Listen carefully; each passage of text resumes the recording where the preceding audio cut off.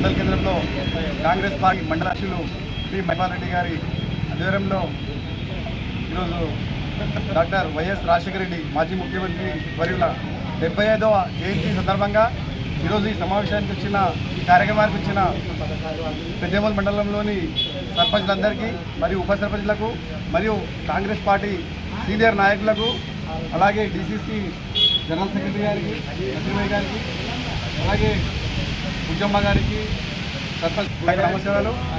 ఈరోజు మనం చూస్తున్నాం గత 10 సంవత్సరాల కాలంలో అభివృద్ధి ఏ విధంగా ఉందో.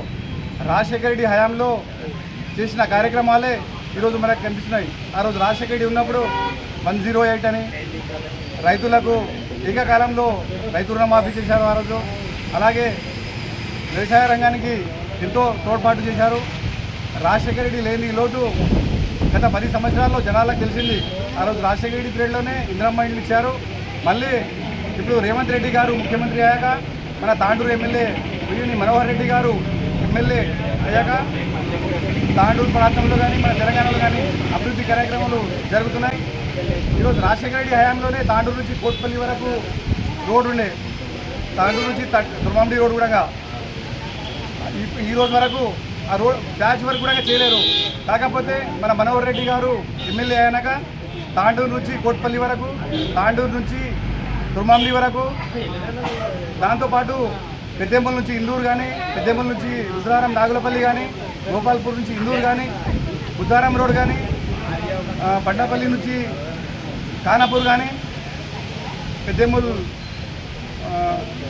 శంభులింగేశ్వర గుడి నుంచి 1 కిలోమీటర్ బిజీ రోడ్ ఇచ్చిండ్రు. ఇలా అనేక రోడ్లు కానీ అనేక సంక్షేమ కార్యక్రమాలు ఈరోజు కాంగ్రెస్ పార్టీ చేస్తుంది. అలాగే రేవంత్ రెడ్డి గారు కూడా గెలిచిన వెంటనే 2 లక్షల రైతు రుణమాఫీ చేశారు. దాంతోపాటు రైతు భరోసా కూడా ఇస్తున్నారు. రైతు భరోసాతో పాటు గతంలో రైతులకు డ్రిప్ సిస్టమ్ లేకుండే డ్రిప్ సిస్టమ్ ఇచ్చేసిండ్రు.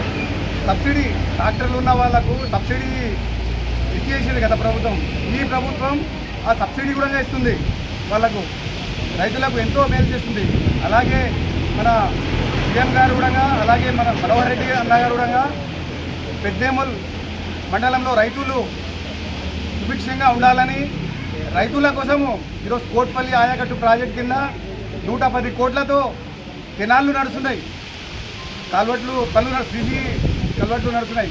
దాంతోపాటు అనేక కార్యక్రమాలు ఈరోజు ఇండ్లు కానీ, పింఛన్లు కానీ, రేషన్ కార్డులు కానీ, సన్న బియ్యం కానీ, ఉచిత బస్సు కానీ అనేక కార్యక్రమాలు కాంగ్రెస్ హయాంలో రేవంత్ రెడ్డి గారి ముఖ్యమంత్రి గారి హయాంలో అతని ఆధ్వర్యంలో వైఎస్ రాజశేఖర రెడ్డి బాటలో ఈరోజు నడుస్తుండ్రు.